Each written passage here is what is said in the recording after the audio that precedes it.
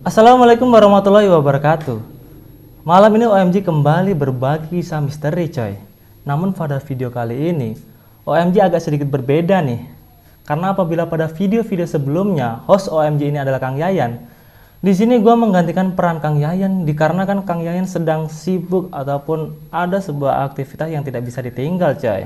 Namun dengan adanya gua bukan berarti Kang Yayan tidak menjadi lagi host OMG ini. Namun kedepannya gua dan Kang Yayan akan duet gantian mengisi acara OMG ini coy. Untuk kalian yang belum tahu gua, perkenalkan, gua adalah Basong Sitompul, Puja Kesuma Putra Jawa kelahiran Sumatera. Dan kebetulan juga gua ini adalah adik kandung dari Kang Yayan sendiri. Oke, nggak perlu berlama-lama lagi. Di sini gua akan menceritakan sebuah kisah misteri. Jadi ada sebuah keluarga yang melakukan ritual pesugihan kandang bubrah coy. Yang awal mula pesugihan ini berjalan dengan lancar, namun makin kesini tumbal yang diminta oleh jin pesugihan tersebut awal mula yaitu kepala kambing kini berubah menjadi tumbal manusia. Untuk lebih lengkapnya langsung saja kita ke bedah perkara.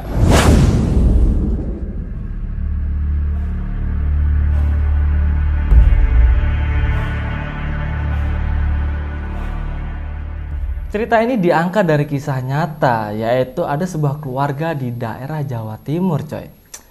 Keluarga ini terdiri dari 4 anggota keluarga, yaitu bapak, ibu, anak pertama laki-laki, dan anak kedua perempuan. Keluarga ini bisa dibilang cukup sejahtera dan bahagia coy. Bahkan bisa kita bilang adalah keluarga ini kaya raya, karena bapak mereka ini memiliki sebuah usaha kelontong ataupun warung sembako yang cukup besar. Dan makin hari makin berkembang sampai bisa menjadi distributor untuk disebarkan ataupun dikirimkan di luar-luar kota Jawa Timur. Cerita ini diceritakan oleh salah satu anggota keluarga ini coy, yaitu anak terakhir dari keluarga ini yang bernama Nadia. Menurut Nadia, rumah mereka ini selalu direnovasi coy, dan nggak pernah selesai-selesai. Jika renovasi bagian depan sudah selesai, kembali keluarga ini membongkar bagian belakang untuk direnovasi dan terus menerus hingga tak pernah ada habisnya. Pada saat itu Nadia tidak menaruh curiga, yang penting keluarga mereka bahagia. Namun kebahagiaan keluarga ini tidak bertahan lama.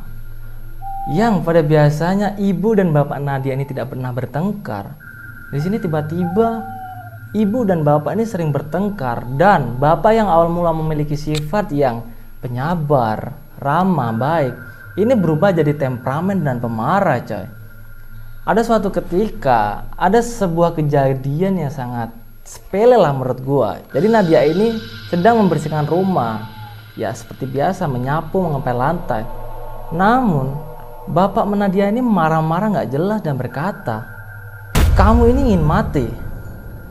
Sontak Nadia kaget dan bingung. Kenapa bapak Nadia ini bisa marah padahal dengan hal sepele? Maksud Nadia ini ingin membersihkan rumah supaya tidak terlihat kumuh kotor seperti kandang ayam. Itu adalah awal mula kejanggalan keluarga ini coy.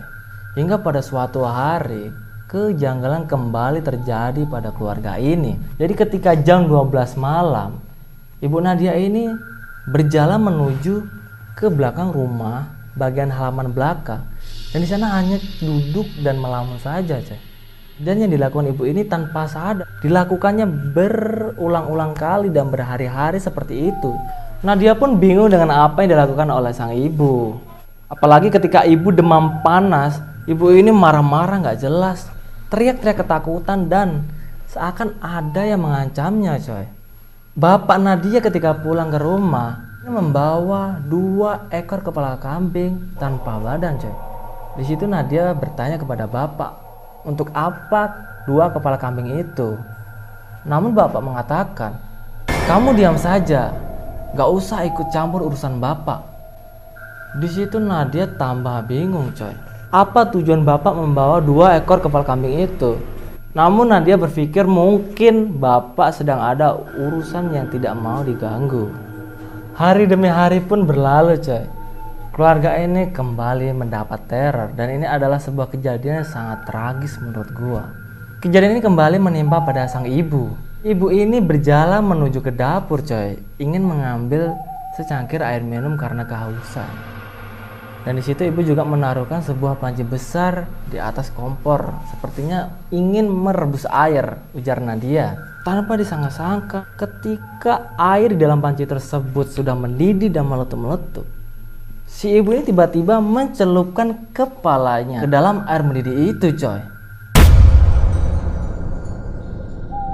Sontak Nadia pun teriak dan kaget coy. Melihat apa yang dilakukan ibu ini sungguh di luar nalar. Dia berteriak memanggil ayah untuk mengangkat kepalanya dari dalam panci.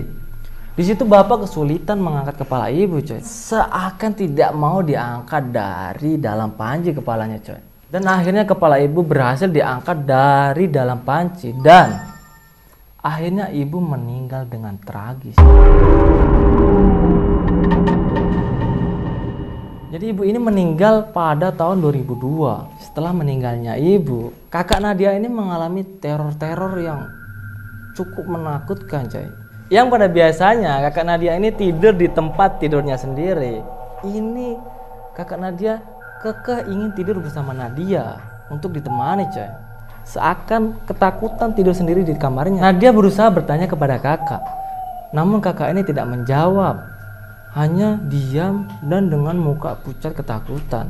Hari demi hari pun berlalu. Akhirnya si kakak ini mengatakan kepada Nadia bahwa si kakak ini bermimpi bertemu ibu di kerangkeng ataupun di rantai tangannya seperti Jubi ekor 9 coy. Dan mengatakan kepada si kakak untuk lari dari tempat sini.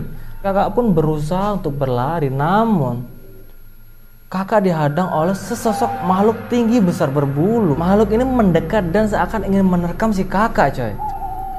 Di situ kakak ketakutan dan akhirnya terbangun dari mimpinya. Namun setelah bangun, kakak ini kembali mendengar suara ibu. Sejak kejadian itu, bukan cuma kakak yang mendengar suara ibu ataupun suara-suara aneh di dalam rumahnya coy. Bahkan tetangganya juga sering mendengar suara-suara aneh dalam rumah ini coy. Tepatnya bagian belakang rumah Nadia. Jadi pada suatu hari keluarga ini bertanya kepada Nadia, apakah Nadia ini memelihara seekor kambing, karena keluarganya ini mendengar ada suara-suara kambing di belakang rumah Nadia. Dan padahal Nadia pun tidak mengangon sebuah kambing coy. Tahun demi tahun keluarga ini makin tidak bahagia saja coy. Jadi pada suatu ketika si kakak dan juga ayah ini bertengkar hebat. Kakak mengatakan kepada bapak, kamu sudah membunuh ibuku. Di situ bapak yang sifatnya temperamen dan pemarah malah diam dan menangis coy, mendengar apa yang dikatakan oleh sang kakak. Si bapak pun akhirnya mengungkapkan sebuah fakta bahwasanya teror-teror yang dialami keluarga ini adalah penyebab dari sebuah ritual pesugihan yang dilakukan oleh bapak dan ibu coy. Di situ Nadia dan kakak pun kaget, tidak percaya apa yang dilakukan bapak dan ibunya itu. Awal mula ritual pesugihan tersebut memerlukan sebuah tumbal yaitu kepala kambing dan isyarat-isyarat lainnya yaitu merenovasi rumah tanpa henti seperti apa yang gue jelaskan pada awal tadi coy. Dan juga jangan membersihkan rumah.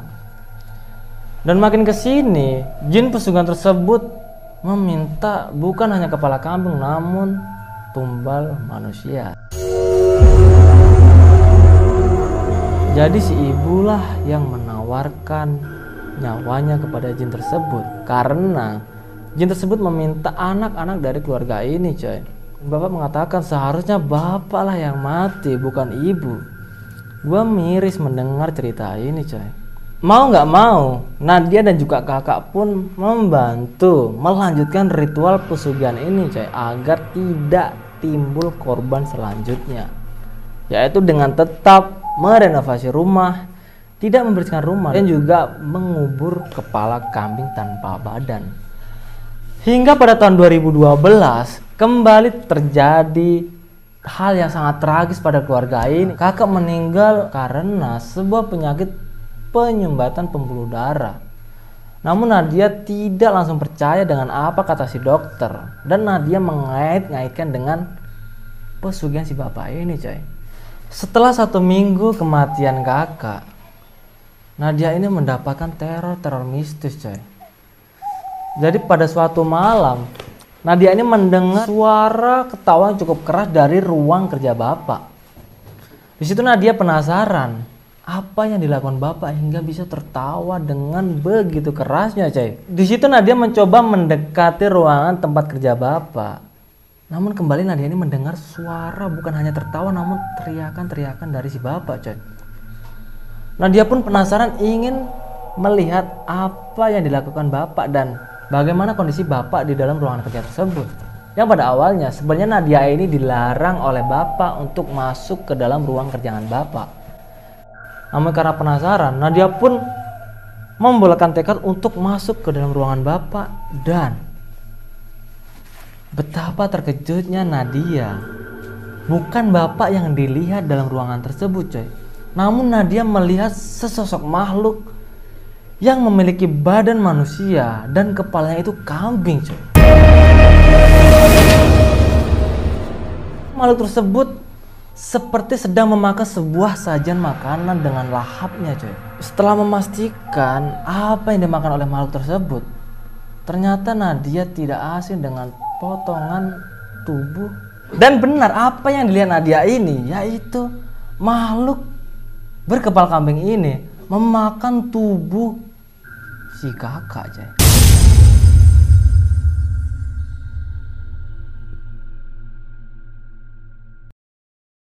Setelah itu, coy, belum sempat Nadia ini lari dari ruangan kerja tersebut, makhluk tersebut pun menoleh ke belakang. Seakan sadar bahwasanya keberadaannya dilihat oleh seseorang, yaitu Nadia tersebut, coy. Dan makhluk tersebut berusaha untuk menangkap Nadia. Nadia pun akhirnya pingsan. Ketika sadar, Nadia ini bercerita kepada bapak apa yang dilihatnya malam itu di ruangan tempat kerja bapak. Namun, bapak mengatakan mungkin itu hanya halusinasimu saja. Di situ Nadia tetap kekeh bahwasanya apa yang dilihatnya itu benar-benar makhluk yang memakan almarhum kakak. Akhirnya bapak pun mengajak Nadia ke sebuah tempat ujung Pulau Jawa di sebuah rumah dukun. Dan ternyata disinilah awal mula dari pesugihan yang dilakukan oleh bapak Nadia ini, coy. Jadi si bapak ini dulu meminta tolong kepada dukun untuk melakukan ritual pesugihan supaya cepat kaya, coy. Dan pada akhirnya bapak ini mengatakan kepada dukun untuk memutus rantai hubungan pesugihan ini supaya tidak timbul korban selanjutnya. Di situ dukun mengatakan bahwasanya kau sudah terlambat. Mendengar apa yang dikatakan oleh dukun tersebut, bapak Nadia pun marah-marah.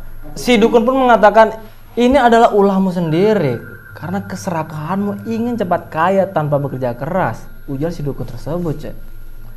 Di situ akhirnya bapak dan Nadia pun pulang dengan tangan kosong. Dan ketika di jalan, bapak ini kebingungan dan ketakutan. Juga Nadia pun juga kebingungan dan ketakutan bagaimana cara untuk memutuskan ikatan dengan jin pesugihan tersebut, coy. Kalau bisa kita telaah, coy, tumbal pesugihan ini memiliki algoritma yaitu 10 tahun sekali. Jadi si ibu ini meninggal pada tahun 2002 dan si kakak meninggal tahun 2012. Dan bagaimana kabar si ayah dan juga Nadia di tahun 2022 kemarin, coy? Kita tidak ada yang tahu karena cerita ini diangkat oleh Nadia sendiri di Twitter, coy. Nah, berarti bisa kalian simpulkan.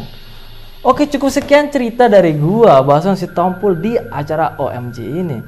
Untuk kalian yang belum subscribe, silakan klik tombol subscribe dan juga klik tombol lonceng notifikasi di bawah, like dan komen sebanyak-banyaknya. Sekian dari gua. Ciao.